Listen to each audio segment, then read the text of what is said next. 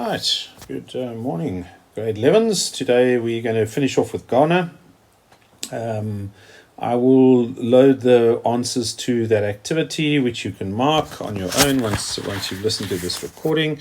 And at the end, there's a quick quiz that I want you to do, but it shouldn't take you long. Okay, so this is Ghana 2. There's the map of the Gold Coast. As you can see, it was a British colony. And then this was just a drawing I included of the typical dress of the Ghanese soldier in World War II, which we'll be discussing now. Okay, so I think it's important just to remind ourselves the reason we're studying this period in history is that Ghana, Gold Coast then, was one of the first countries to win its independence from Britain in 1957. And I think we have to start where we left off last time with the influence of World War II on nationalism. So it had a huge effect, World War II, on nationalism.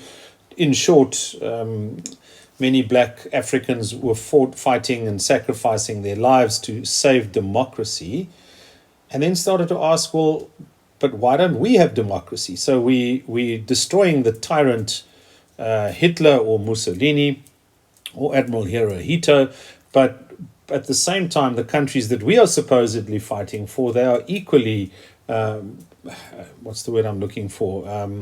They are equally the enemy in the form of colonialism. So I just want to touch on the effects of World War II on African nationalism quickly. First of all, African soldiers fought alongside soldiers from other parts of the British Empire. And they saw that countries in the empire had far more independence than African colonies. Canada, New Zealand, Australia, even South Africa. The whites in those countries had got independence, and they thought, well, hold on, what about us? They also saw that white supremacy could be successfully challenged when Hitler's Japanese allies overran Southeast Asia and captured large parts of Southeast Asia and defeated the British soldiers. So this view that people had of Britain, that they were undefeatable, I'm not sure if that's even a word, but the stigma that they were too powerful to go against, it was broken because a small island like Japan was able to do it quite successfully, even though they didn't go on to win the war. The men and resources of Africa played an important role in winning the war for the Allies. It's doubtful that the Allies would have won were it not for the hundreds of thousands of African soldiers that took part. The resources of the African colonies were even more important for Britain and France. So they managed to get the raw materials in order to keep the economy going and also to fight the war in terms of metal, etc. And then perhaps for me, the most important one of all, many ex-soldiers were unwilling to accept continued rule by the colonial powers. Some of them had played key roles in the struggle for independence. They became the leaders and they'd seen what freedom is like. They'd fought for freedom. Many of them had died for freedom, and they now wanted it for themselves.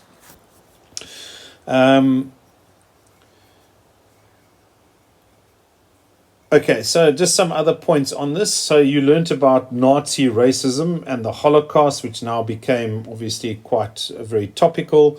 And the full horror of what the Nazis had done, it became clear as the war had ended. And so it's important to understand, not only in countries like Britain and France, but the whole of the world, opinion became hostile to racism and colonialism. Countries like the USA and the USSR, America and the Soviet Union, they started to really question colonialism. I mean, Hitler was clearly a tyrant and he needed to be defeated, but was colonialism any better?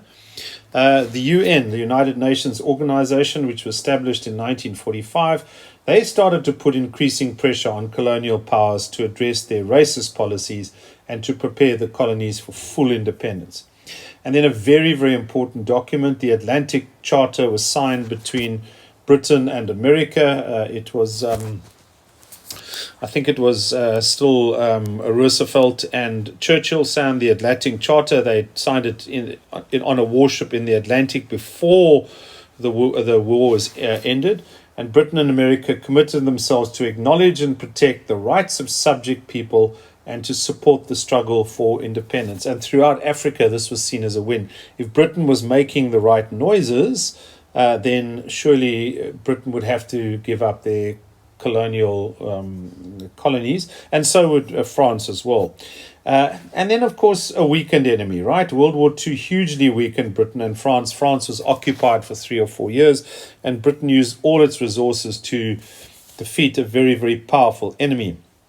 And so they no longer had the funding to maintain these large empires. They couldn't keep soldiers in the countries. It simply costed too much. And as African nationalism increased, it became more and more difficult for them to do so. So here is just two little readings quickly. After 1945, a significant number of Africans began to demand more formal education and a fuller role in the economy. This was particularly the case in urban areas. I think when people live close together, it's far easier for them to collaborate against a common enemy. City dwellers, because of their active instrumental role as wage laborers during the war, had high expectations after the war that their lives would continue to improve once the war was over. And let me just say it didn't. Many of them came back to countries like the Gold Coast, and there weren't jobs. Britain and France didn't have the money to invest. The price of things like cocoa were very low, and many of them simply had nowhere to go. And so now we had many, many people in cities.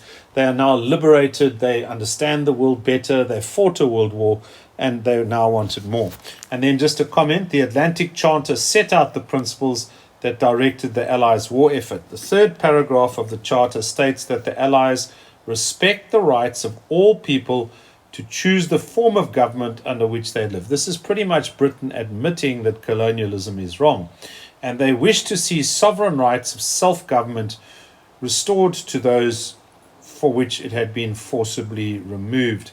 So yes, no doubt the intent of the lawmakers or those who drew up the Atlantic Charter was not to have a go at colonialism, but to implement that in Europe. But you can't do it only in Europe, and Africa now started to demand their slice of the pie, as it were.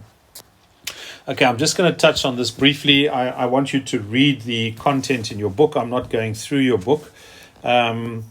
So in 1946, the process started. Britain gave the Gold Coast a new constitution. They actually allowed elected representatives on the Legislative Council. Britain, I must stress, was still in control. But we now have the educated elite and some chiefs forming the leadership group of the United Gold Coast Convention, or UGCC, in 1947. So the UGCC was not a political party, but it aimed to ensure that the direction and control of government should pass into the hands of people and the chiefs in the shortest possible time.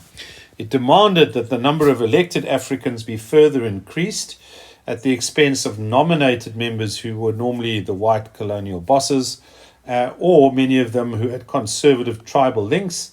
Dankwa invited a young Pan-Africanist, Kwame Nkrumah, who would later go on to lead the movement.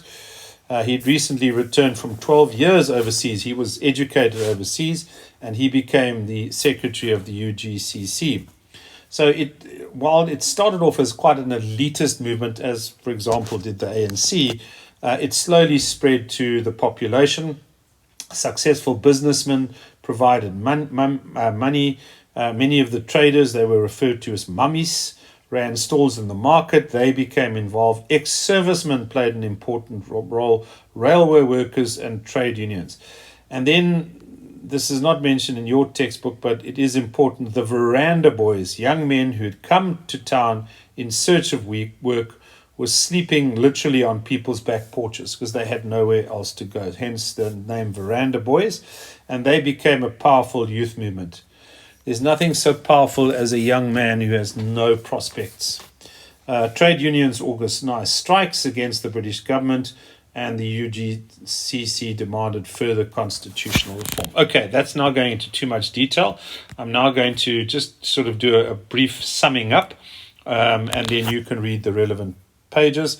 We've spoken about these three guys. We're going to talk about them in the future. This was a young Kwame Nkrumah, and the Gold Coast obviously was a British colony on the Gulf of Guinea, and it had been the main source of slaves to the New World. And just as it was recovering, it became a British colony, and we're going to see now how it achieved its independence in 1957. Okay, so this is a little blurry, my apologies. So if we look at early nationalism, this is sort of in the period just after World War II, it was mainly the educated elite. The common people hadn't yet adopted it. And it was also largely the Africans who had received a liberal education overseas, liberal Western education. So many of them had studied in Britain and countries like that. And they were exposed to ideas such as democracy, fraternity, etc. They criticized the colonial system. In 1890, the Aborigines Protection Society objected to the land bill that threatened the traditional land tenure. In 1919, educated merchant class participated in the government. And in 1930, the Gold Coast Youth Conference, sorry, this is going way back. Then the 1930s, the struggle took on a much more socialist mean. Again, it was still the educated elite that was carrying it out. They wanted a more equitable or equal share of the country's wealth. And there was both scientific socialism and Marxism. We're not going to get into that. Huge in the liberation struggle was the growth of trade unions, people who got together and fought for their rights as workers in a particular industry. So laborers in cities, they were freed from the traditional constraints and the controls put on them by the chiefs. They joined trade unions where they shared common grievances, and they believed that the elite were no longer capable of representing him. The elite often had good jobs, they had money, they were invested in the economy. Many of them worked alongside the colonial rulers. So very much then the feeling was that they couldn't represent the common workers. In 1937, there was a nationwide strike of cocoa farmers, and in 1948, a boycott of all British goods, rioting, and members of the police force were killed. This we know all too well, sadly, at the moment, and stores were looted. So general mayhem being created. Okay, now we jump to the post-war years, which is what we're doing now. The ex-servicemen, people who'd returned, the soldiers who'd returned from World War II, they played a massive role. They formed the ex-servicemen's union, through which they could express their grievances. They accelerated political change. They had heard the British administrators condemn imperialism and the racism of the Germans. It's a little bit ironic, yes, because the British themselves were very much guilty of imperialism, and they were certainly guilty of racism in Africa. And then, as mentioned, their hopes of independence was encouraged by the Atlantic Charter. Then the growth of mass movements, this is now after 1948, people started to unite from different classes, ethnic groups, races, and even genders.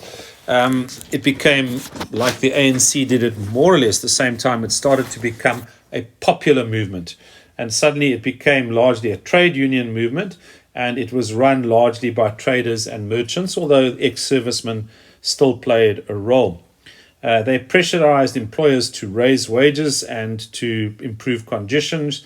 They joined the educated movement, and they joined the discontented workers and the educated minority. So we're now seeing the whole of Ghana coming together in order to oppose British rule. And then popular dissatisfaction led to the election of representatives on the Legislative Council. And in 1947, the United Gold Coast Convention was formed. Kwame Nkrumah was elected secretary. He was just about there. He was educated, as were many members of the liberation struggle, at a mission school, and he also studied further in America. So he was well educated and he was well traveled. Okay, so these are the three leaders we're going to look at again. We've touched on them very briefly. Just before we start, Pan-Africanism, remember, started in America. This is just a bit of work we've already done. They believed in the common heritage of all Africans. It aimed to free Africans from colonial rule and racism, and it was led by educated men who were authors, politicians, and leaders. So again, this is just a revision. We've done this. W.E. Du Bois, He was a writer in civil rights movement, a leader in America. He supported that Africans should support Pan-Africanism and make every effort to attend the inaugural conference, which was held in Paris. Marcus Garvey was a very controversial figure. He was a Jamaican, and he strongly influenced the beliefs of Nkrumah, Kwame Nkrumah. He was the one who said Africa should be proud of their heritage and they should put aside cultural and ethnic differences, Africa for the Africans. And then George Padmore, he was more of a socialist slant. He was again also born in Trinidad, so he was from the West Indies. He was educated in America, and he later became an advisor to President Nkrumah when they did win independence in 1957. Okay, so these are the main leaders. This is a picture of Kwame Nkrumah a little bit later. He was inspired by the socialist writings of Karl Marx as well as Marcus Garvey. Elements of African socialism were incorporated into his policies. The party was based on radical youth groups, ex-servicemen, market mummies, those who operated in the market, trade unionists and farmers. So very, very wide popular support. And it became the most influential nationalistic group. That's the CPP. And they called for independence now. Britain was saying, you will eventually get independence. We need to take it slowly. But their slogan was independence now, understandably so. Then in 1950, there was the boycott of British goods that we spoke, led to riots and 2 deaths. Nkrumah and the other leaders of the CCP were imprisoned in the capital, Accra. And imprisonment made Nkrumah a hero and a martyr, very much like Madiba, in the eyes of the people. In 1951, there was a general election, and that's not that the Ghanese people would get full independence, but it was to have a parliament that was still run by Britain, but with advisors. The CPP won the majority of the seats, pretty much like Madiba as well, and Nkrumah was released and became the first Prime Minister of Ghana. But again, it was almost like a dominion. They still operated within the yoke of British control. And then 1957, the big year for them, Ghana gained their independence. Nkrumah became president in 1960 when Ghana became a republic. It was a major landmark in the history of Africa, one of the very first African nations to get full independence. Socialism was introduced and state involvement in the economy. The Soviet Union was certainly there, or if in the background. The state took over administration and control of businesses, promised to control the cocoa and gold trade, the 2 biggest exports, and to regulate prices.